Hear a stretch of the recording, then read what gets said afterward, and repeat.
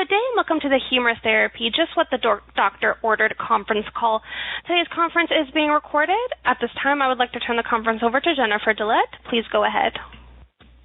Thank you so much, Chloe, and thank you everyone for joining us today. My name is Jennifer Gillette, and I'm the staff social worker at the National Bone Marrow Transplant LINK. I'd like to welcome you to our Lunch and Learn with the LINK. As Chloe had stated, this month's program will focus on humor therapy, just what the doctor ordered. A special thank you to our partners for this call today, the Leukemia and Lymphoma Society, which is the world's largest nonprofit health organization dedicated to funding blood cancer research and providing education and patient services. We also would like to thank our sponsors, the Jazz Pharmaceuticals, Insight Corporation, Pharmacyclics and Janssen, and our esteemed LINK partners for making this program possible. Just so everyone has a brief outline as to how today's program is going to run, I'm going to share just a couple minutes about nbmtLINK if you're not familiar with us, and then we'll go to our first speaker, Richard Satterwhite, and then our patient survivor speaker, John Costin, and then we'll have about half the hour for questions and comments at the end. And then I'll just give you a couple resources at the end. For those who may not be familiar with the National Bone Marrow Transplant LINK, our mission is dedicated to helping individuals and their families from diagnosis through survivorship. We provide resources, support, and education. Some of the resources we provide to help families navigate their transplant journey are webinars and podcasts, blogs, our Lunch and Learn call like you're on today, and we have these for a variety of topics, such as our chronic graft versus host disease, disease-specific information, caregiving, coping, treatment options, survivorship, and more. We have a wonderful peer support mentor program for patients and actually caregivers and donors as well. So if you'd ever like to talk to someone who's been through it, please reach out. We have our Second Birthdays Recognition program. We have amazing books. And we also provide emotional support from a licensed social worker. So again, please feel free to reach out to us if you could use any of these services. Before we begin today's program, I would like to just review a couple housekeeping items to maximize the experience for all on the call. First, when it comes to our question and answer time, we ask that you try to ask your questions as concisely as possible. And then also, please know that the information provided in this program is meant to stimulate conversation with your providers, but we aren't giving any specific medical advice for you today. So now on to the educational part of our program. We are so very thankful to have Richard Satterwhite with us here today. He is a Carnegie Mellon University alumni, and he has been a workplace consultant for over 20 years, working with Envison and Korn Ferry Hay Group, which they specialize in organizational and human capital developmental educational training programs, utilizing theatrical and experiential modalities. His focus has been in leadership skills, communication, team dynamics, and interaction. He has consulted on programs for companies as varied as the FAA, NASA, and the United States Postal Service, to name a few. Mr. Satterwhite has been a teacher and performer of improv comedy for 2 decades. He's currently working for the Buffalo State College Department of Theater, where he instructs Friday Night Live, an award-winning college improv troupe, as well as performing regularly with his own group, the Improv Revolution. Mr. Satterwhite also works for Roswell Park Comprehensive Cancer Center. He is a patient engagement specialist in the Patient and Family Experience Department, where he designs and facilitates communication and customer engagement programs, which focus on the patient and family experience. He's a prostate cancer survivor diagnosed in 2007, and he became an educational awareness advocate for the disease. He's a founding member of the Man Up Buffalo and a grassroots prostate advocacy group started in 2008 and is committed to educating men and their families about prostate cancer. A certified lay health advisor, he has conducted numerous prostate cancer awareness presentations. As you can tell, he has so much to offer, so without further ado, I will hand it over to Richard. Thank you so much for joining us today. Hey, Jennifer, thank you. Good afternoon, everybody. I better live up to everything you just read, huh? My name is Richard Satterwhite. As Jennifer said, I am a workplace training facilitator at Roswell Park Comprehensive Cancer Center. I'm also a professional actor and improvisational comedy performer, and I love experiential learning.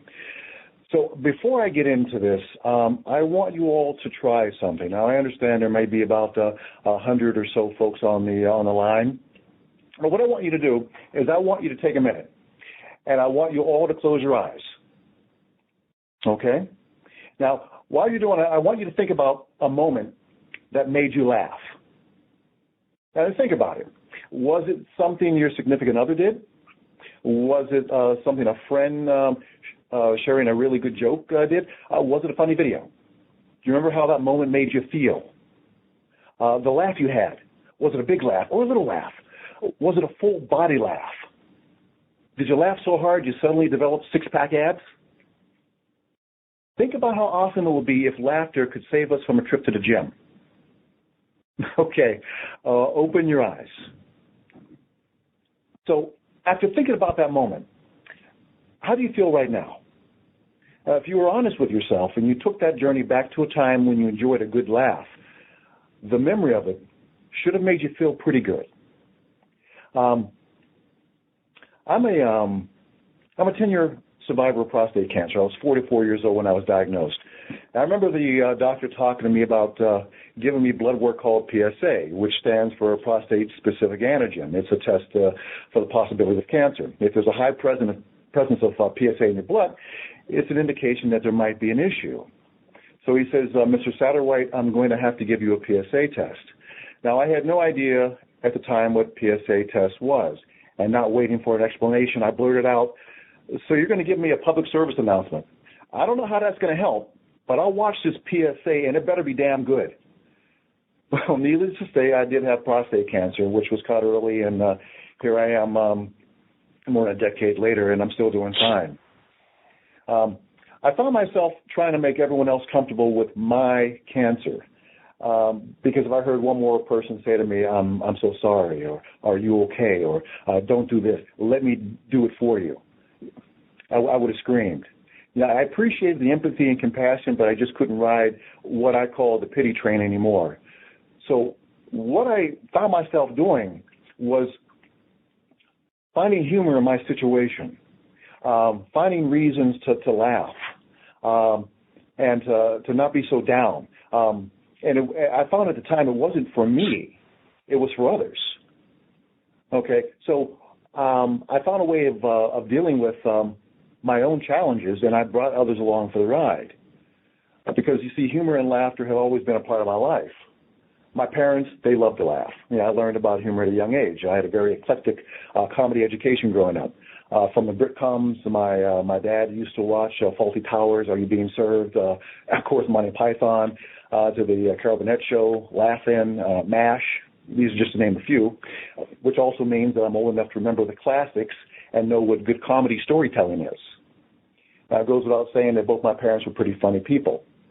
Anyway, it's this education that I've drawn on over the years which have helped me get through a lot of personal drama.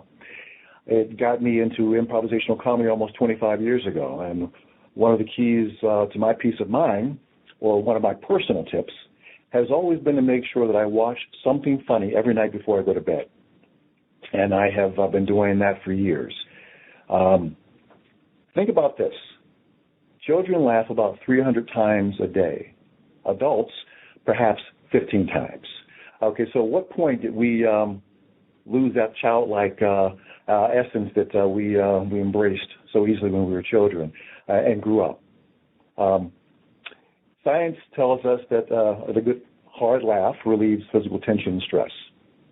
The result is your body will relax for up to 45 minutes.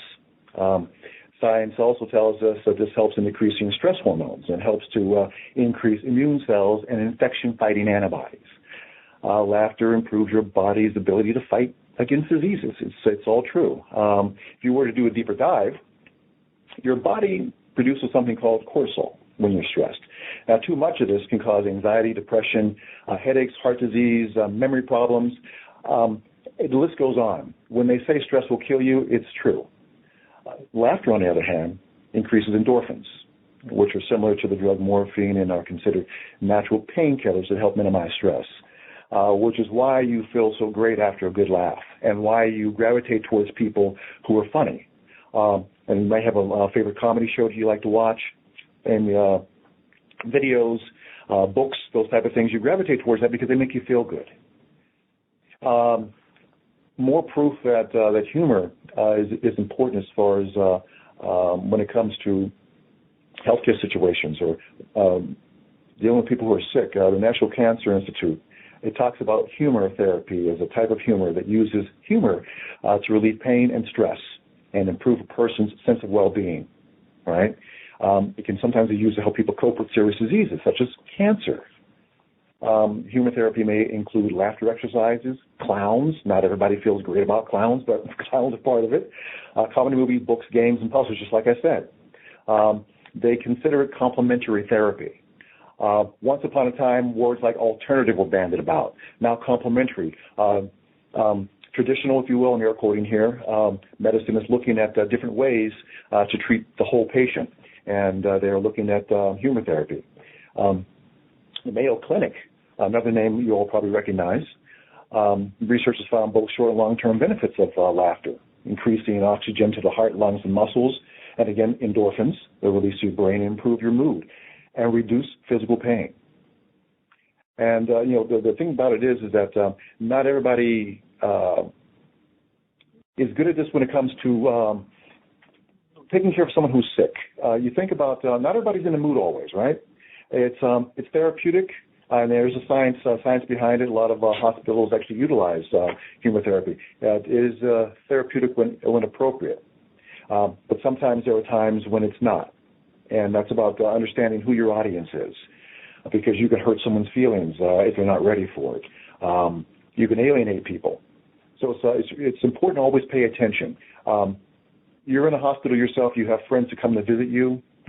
You know who these people are. You know that Uncle so-and-so is a great joke teller. You look forward to seeing him. If you're trying to do it yourself, it's always great to know your audience. Just something to think about. There's a group called the Association for Applied and Therapeutic Humor. They suggest each day writing down 3 things that happened that you found funny, amusing, humorous, kind of like a journal. What you're trying to do is build a kind of like a Rolodex in your mind of things that will trigger you to cause you to smile, help you relieve stress throughout your day. They suggest things like a 5-minute funny throughout the day. Possibly set your alarm to take a break from anything you're doing, watch a funny video. They call it funny focus training. Keep you sharper, more productive for the rest of the day. There's an indication that people who take a break to watch things that are funny are twice as productive when getting back to work. Basically, it's a humor break. You re-energized yourself. Follow funny. Do things like funny pages on social media. This practice will also increase the amount of humor that organically appears in your feed. I don't know about you, but if you look at my, be it my Facebook or Instagram or whatever it is, they're all funny videos that I have in my feed. I love to laugh. That thing I mentioned in the very beginning about going to bed and watching something funny. My daughter turned me on to one of those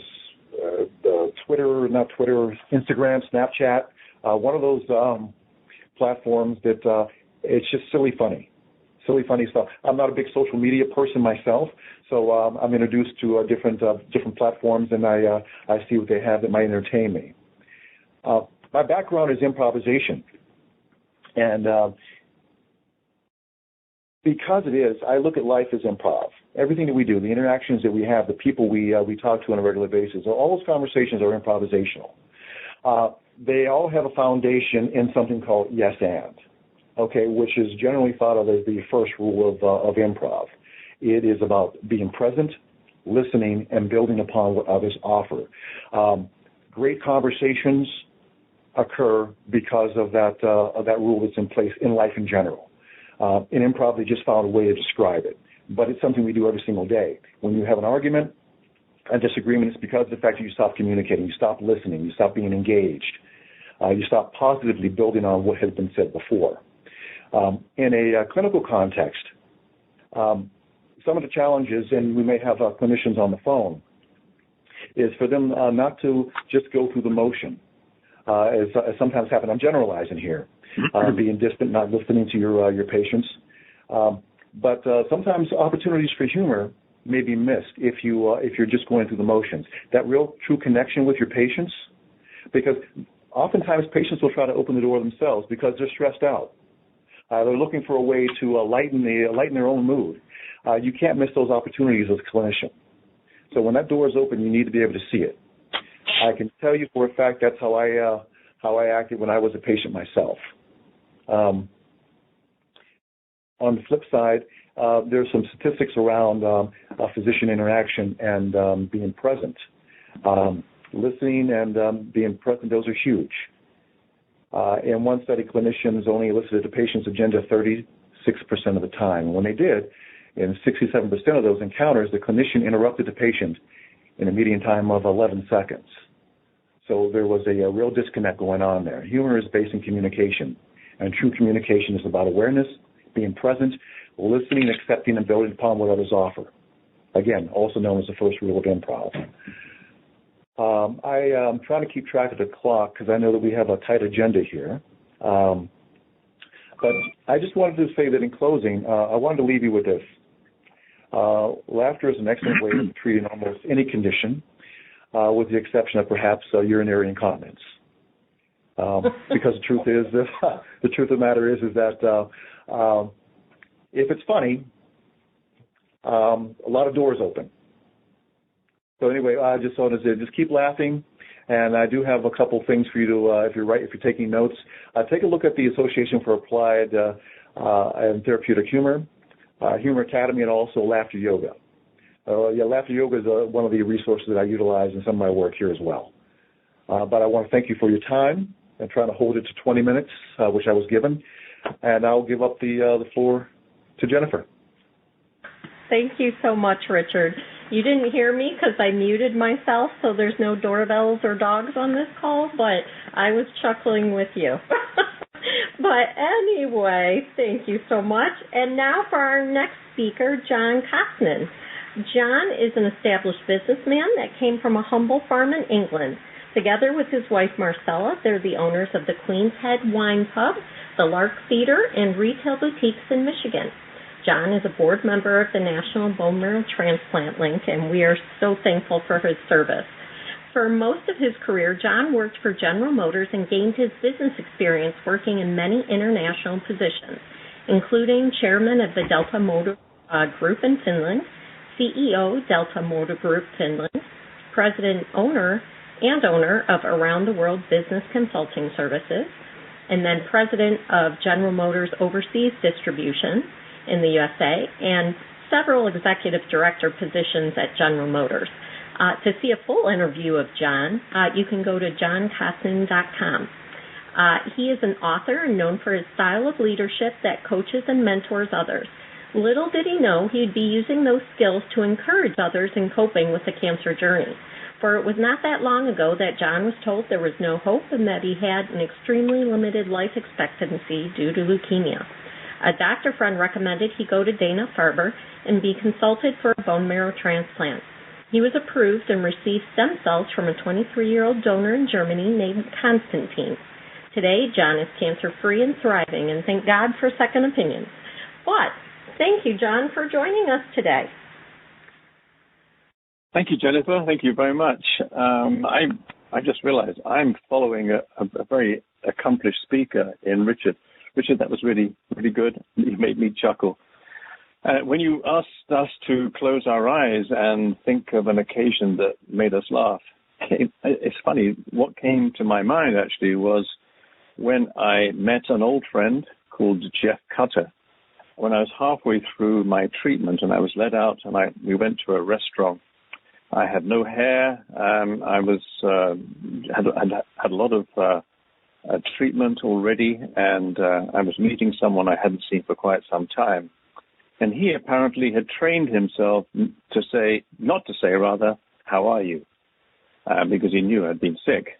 So we met, and the first thing he said to me was, how are you? And then he slapped his wrist and said, I wasn't going to say that to you. And that made me laugh because he tried so hard not to say it, but he actually said it.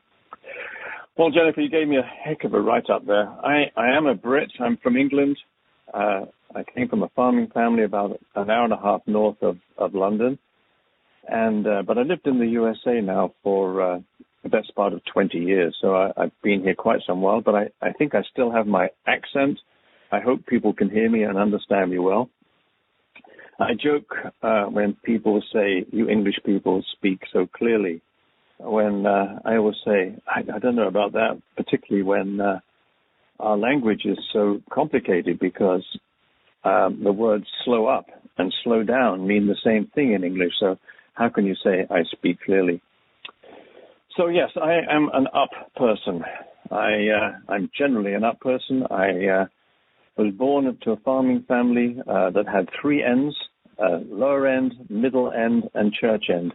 So I told you this English language is very complicated. But the low point in my entire life was when I was told I had AML, acute myeloid leukemia. And for a short time, I was really knocked sideways. It was the worst news, the worst experience that I had ever received in my life. It was so bad that I couldn't bear to have the lights turned out in our house. I didn't want to be alone. It was a terrible, terrible time for me. One day, I learned of a man of my same age who had leukemia and was in fact going in his car to an airport to meet his donor.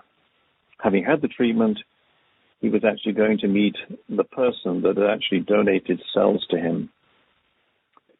And thinking about that, I decided in my head that I was going to be that same person. One day, I would do exactly the same thing. I would be going to an airport somewhere to meet a donor who was going to save my life. And that did, in fact, happen. Luckily, I had probably the world's #1 caregiver in my wife, Marcella. She was absolutely positive and outstanding every single day throughout my treatment. She was the one that convinced me and helped me have a lifestyle that was to be fun all the way through.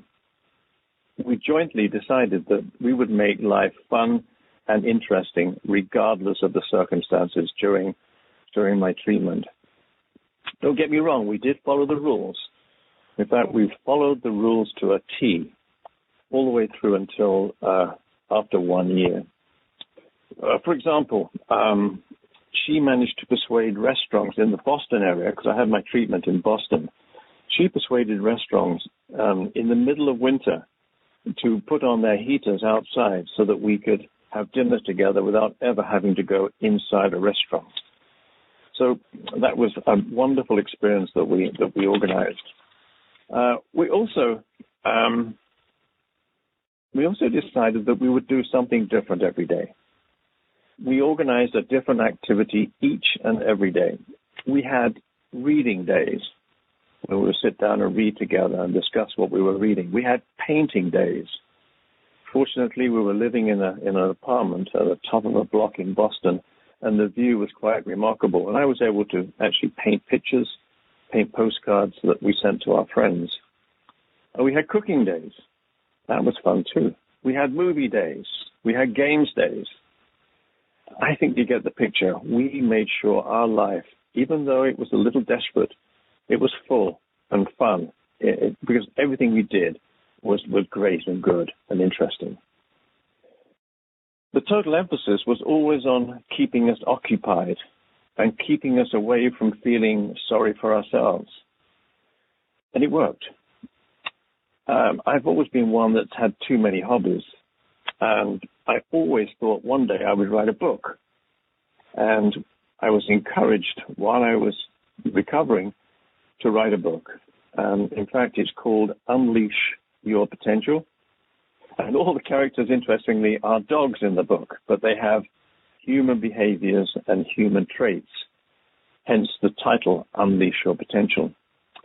I did, in fact, have a lot of fun from a friend who is a professional writer, but you know what? It was wonderful therapy for me, and it was great to be able to put humor into this book, even though I was laying on my back at the time.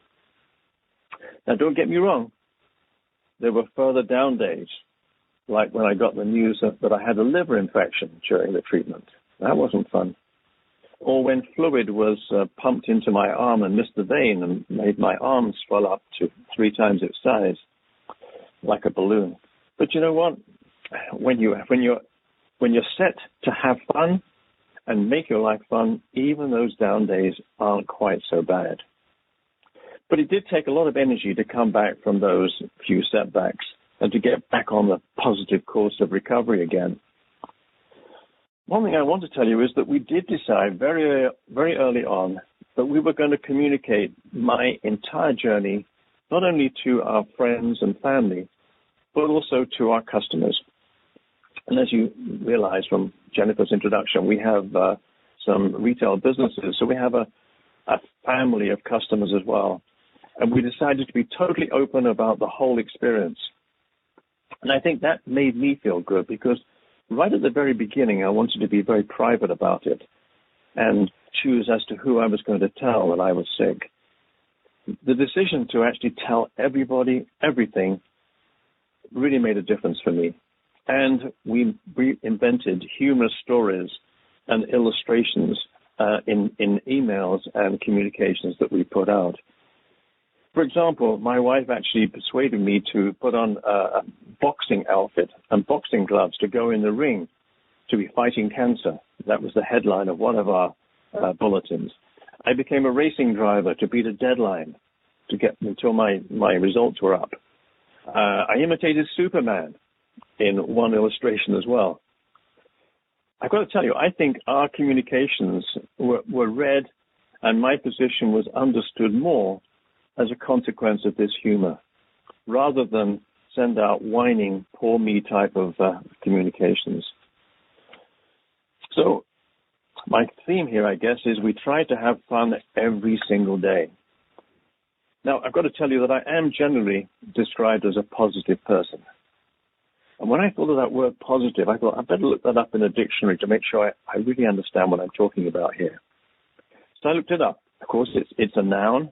And the words like hopefulness, hope, confidence, buoyancy, cheer, good cheer, cheerfulness are all words that sort of reflect around positiveness. So I think I want to talk about humor, but also talk about being positive.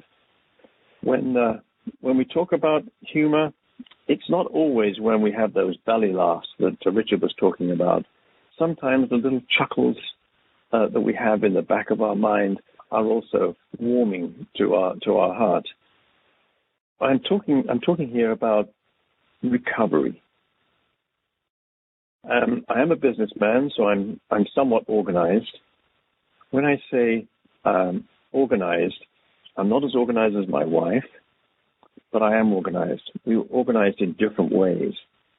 Having her to set out my calendar every day, whether it was a painting day or a cooking day or a whatever it was day, having someone like my wife as a caregiver was a remarkable benefit that I had never realized that she was able to achieve for me. So we tend to put handles on people, but in reality, this is what I believe in. I believe that if we really focus on something, we can achieve almost anything. And I, together with my wife, did just that. We focused on me recovering and for us to be able to have a normal life again. But there are a few things that I've thought about that have always helped me along the way. For example, to be good at anything, you have to do it about 5,000 times. That tells me that I can't be good at everything. We all need help along the way. Another thing is humor has its place. I personally believe that you don't always have to be serious I love humor. I love laughing. I enjoy work. In fact, I've enjoyed work so much that I consume it like a hobby. I also believe that humor and luck go together. If you're lucky, things come together, but you can make your own luck. I've also realized that we should never take anything for granted. We have to learn to be able to survive our own success. So, in a little bit of a closing here, I want to say that I was very fortunate to have survived this cancer, and I'm eternally grateful for the work and support I received from my world's number one caregiver, Marcella. Make sure you have a great, great, great help from your partner in this endeavor. Thank you for listening to me. I hope a little of what I've said in these brief few minutes helps someone out there, and I'll be happy to answer any questions. Jennifer. Thank you so much, John. Such a moving story and some wonderful tips. And we had Marcella help us in many ways. I cannot agree with John more. She is just a delight. But Chloe, if you could please share with our callers how they can answer questions or ask questions of our speakers, please. Certainly. Participants, if you would like to ask a question, please signal by pressing *1 on your telephone keypad. If you're using a speakerphone, please make sure your mute function is turned off to allow your signal to reach our equipment. A voice prompt on the phone line will indicate when your line is open. Please state your name before posing your question. Again, press *1 to ask a question. We'll pause for just a moment to allow everyone an opportunity to signal. We'll take the first question at this time. Caller, please go ahead. Hi there. My name is Kathy, and thank you both for wonderful presentations. Really appreciate it. Didn't really realize and appreciate how important humor is in our lives and in our survivorship. Thank you so much.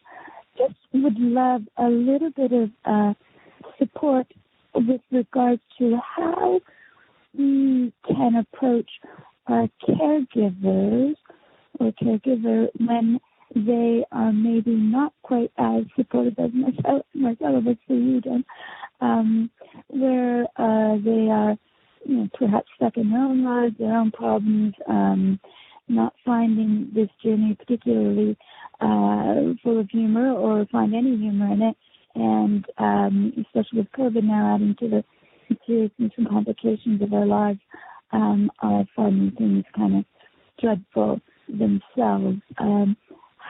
How can we try, any suggestions how we can try to, basically we have to kind of cheer up our caregivers and help us both to succeed moving forward.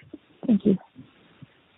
Richard, why don't we start with you, and then John, I'd like to hear your feedback on that as well, because I think you both would have something to add. Okay. Hey there. Thank you for your question. Yeah, about caregivers.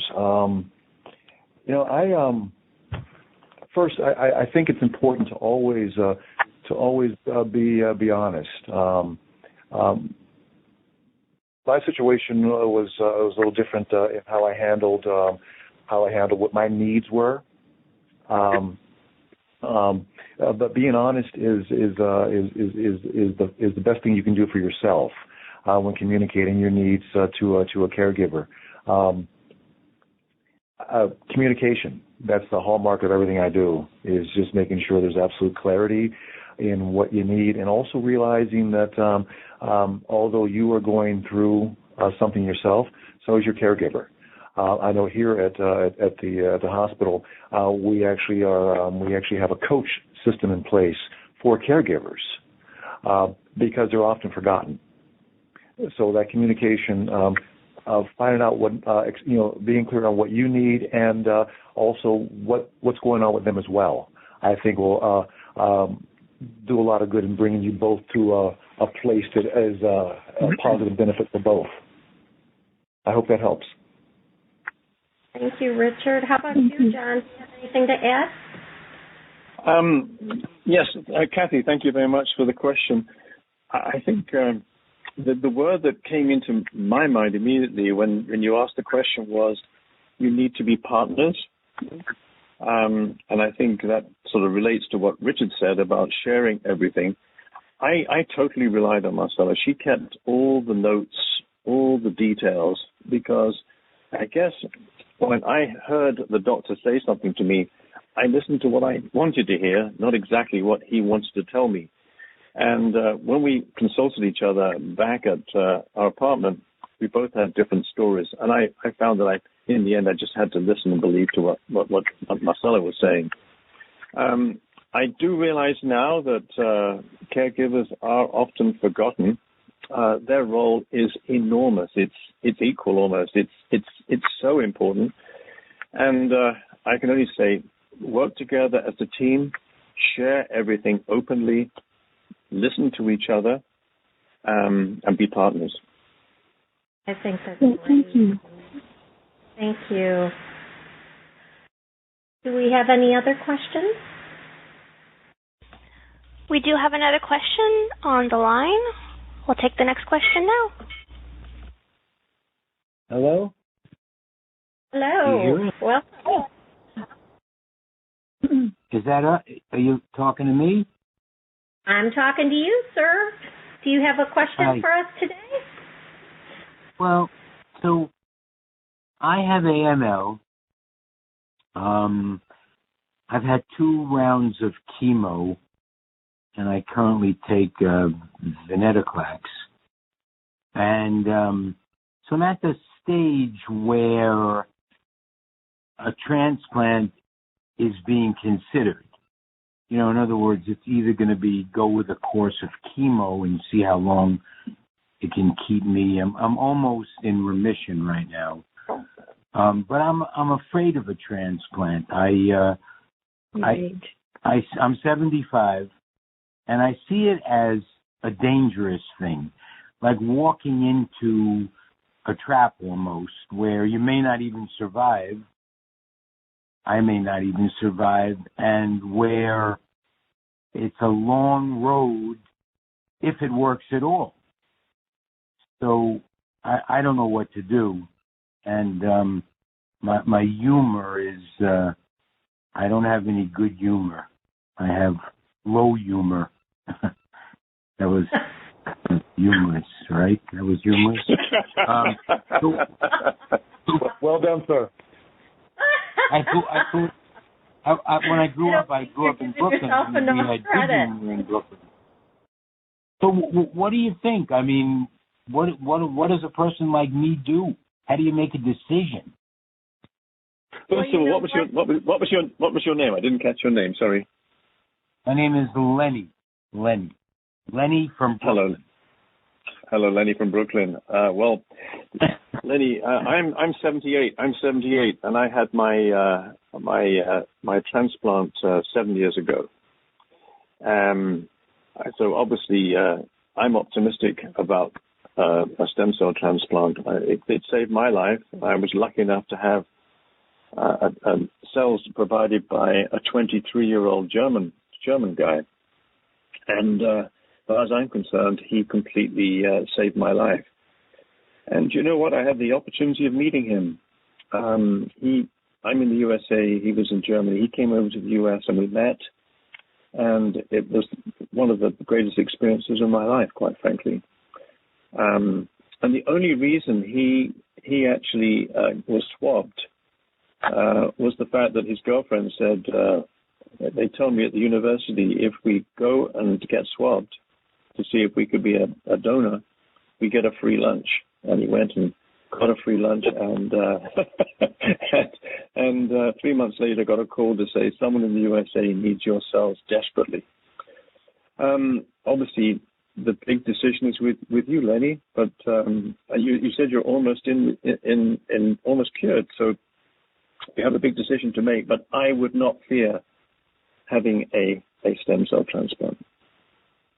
No. The process even gets better every month as new technologies come in. But obviously, there's going to be a decision you're going to make. From the time you started, where you went into the hospital to start getting the chemo, till you really felt like yourself. You felt good and you felt cured. How long a period of time was that? I started feeling myself. Yeah, I didn't feel brilliant initially, but I would say after 4 to 5 months, I was feeling pretty good. Yeah, I mean, when I went home from the hospital, I felt at risk because I'd had all this care around me in the hospital. And suddenly to go home and not have all that care around me, that was a bit worrying. But I very soon started to feel good. And, quite honestly, it was like a light. I felt good. I went for walks. I was able to enjoy the world again. So, and then, of course, you wait for your numbers to improve, and there's the 30 days, the 60 days, 100 days, and you need to make each of those a celebration. But I would say certainly after 6 months I was feeling good. Well, thank you. Thanks for the information. And I like your humor, Denny. Hey, Lenny. Lenny, this is Richard. You said a couple things. One was remission. Use the remission word. You have a lot of choices, a lot of decisions ahead of you. And as John just indicated, there's a journey left to take. I got a little glimmer in the fact that you do have something there. As you strike me as a funny guy, and I only heard a little bit of it, so I know there's more there. But my point is optimism. Now, I'm not a bone marrow transplant patient, but I'm a member of a club that none of us wanted to join. Right, so we have that all in common. The one thing that got me through was being optimistic. I thought my life was over because I know that there are men who have died because of prostate cancer. It wasn't caught in time, and a lot of other things. Initially, a million things went through my head. Optimism and a desire to keep fighting is, I think, what really helped me make it through it all. And I think that's probably a position where you are right now. You're fighting. And the fact that you're on this call, the fact that you are compliant with everything your doctors want you to do, you're asking questions of someone who's gone through it, John, says to me that you're in this for the long haul. So hold on to that and keep that fight alive. Thank you, Richard. Lenny, I also want to add something for you, too, is if you're really struggling making that decision, if it's not making sense to you what you're hearing, or you're just not totally at peace, I just want to remind you, too, that you can get a second opinion, you can get a third opinion. And sometimes just hearing from other professionals, like if they all say the same thing, chances are people are feeling pretty confident that they can really create a better outcome for you with this transplant. And not only are there people like John that show that at 71 you can have a transplant and do very well, we also have other peer mentors you could talk to that were even older than John when they got their transplant and are doing well. So if that's what they are recommending, just know that it can happen and that you can do well too. But if you need to get more comfortable, don't be afraid about asking other opinions if you need it. Once again, participants, that's *1 to ask a question at this time. And Richard, it appears there... Oh, I'm sorry. Go ahead. It appears there are no further questions. I'd like to turn it back over to you, Jennifer Gillette. Thank you. Okay, thank you, Chloe.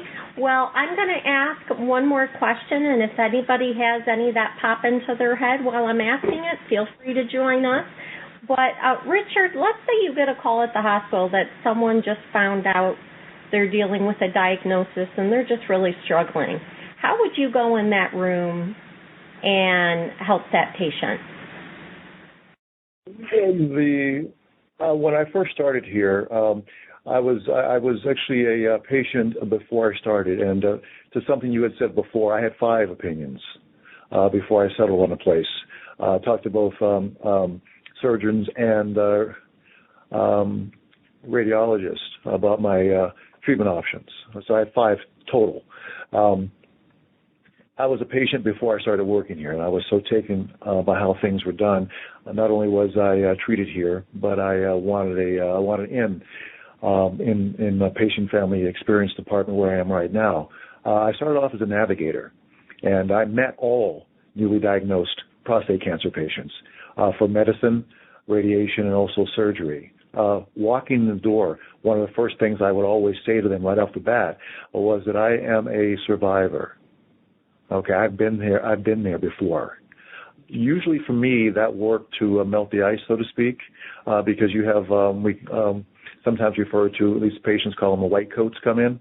Again, I'm generalizing. But it's tough to have a conversation with someone who's not been there. It can happen, but it's a lot easier. It was easier for me because I had been there. I would always, if I knew for certain what their diagnosis was, then I, just like you had said to Lenny, I always talked about making sure that you are getting other opinions. Don't settle. Our doctors here will also tell you the same thing. It's very important to have as much information as possible, and I did as best I could to offer up my wealth of experience, not only as a patient, but also in my role as a navigator to make sure that that patient had everything they needed. I also I became an ally. I was someone they could call, they could talk to. That was before we actually had a coaching program in place here. So I was always available. You need to talk, I would refer them to resources locally, support groups. That was actually, my group is an educational outreach group, so support groups are very important. So that's what I did. Okay. Well, thank you, Richard. I appreciate that. Can I add to that, Jennifer? I would love that. Well, maybe I'd just like to tell a little story, if I may, about my situation. I was actually on vacation in Jamaica, and I had a bloody nose, and I had just had my medical here in the U.S. When I arrived back from having had this glorious vacation, the doctor said to me, "There's something terribly wrong with your blood results, and I'm afraid you have cancer. We're going to make you comfortable, but I'm afraid your life expectancy is rather short." That was terrible news, and I told you I'm a positive person, so we walked out of the doctor's office, and my wife said to me, "What are we going to do?" I said, "We're going to go and have dinner at our favorite restaurant." She said, "No, we're not. We're going home." What happened next was that we have some friends who happen to be doctors, not in this field, but in other fields. And they said, "Have you thought about having a stem cell transplant?" And I said, "No, I didn't. I hadn't thought about that, not at all." So we did some research, and we found that there were some specialists in Boston. And we took off and flew to Boston. I went to see the doctors, the stem cell doctors at the Dana-Farber hospital in Boston. They were all actually away on a training program, but the head of stem cells was actually there. And we managed to see him, and he took a look at me and said, "You look pretty robust."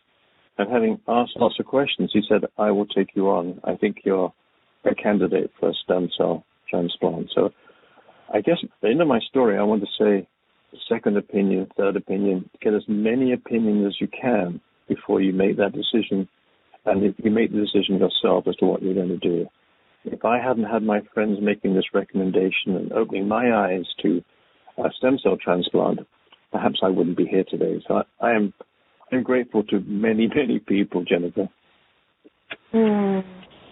And you know what? It's almost like you were reading my mind, John, because I was going to ask you for some closing words because I knew you'd be able to add to that. I really appreciate you sharing that, and I think that's a wonderful way for us to kind of sum this up today is, humor, not only is there all these amazing healing and coping properties, but that positive attitude and that focus can be life-changing, and John is certainly an example of that. Richard is an example of that, and so don't minimize that power in your life and we certainly hope that for all of you here today.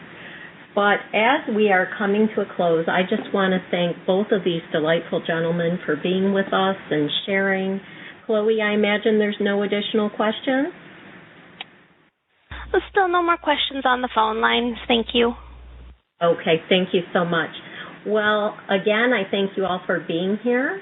I will inform you that we do have upcoming programs, so stay tuned. I know December 2nd, we're going to have a lunch and learn on fatigue, and we are very excited about that. We also have wonderful speakers there.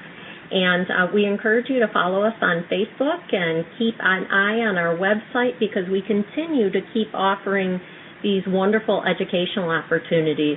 As a matter of fact, I have to do a shout out to our executive director who recently, she and her efforts along with, Peggy Burkhart and John Gay, who produces the podcast, recently got an award for the educational series we're providing from CPEN.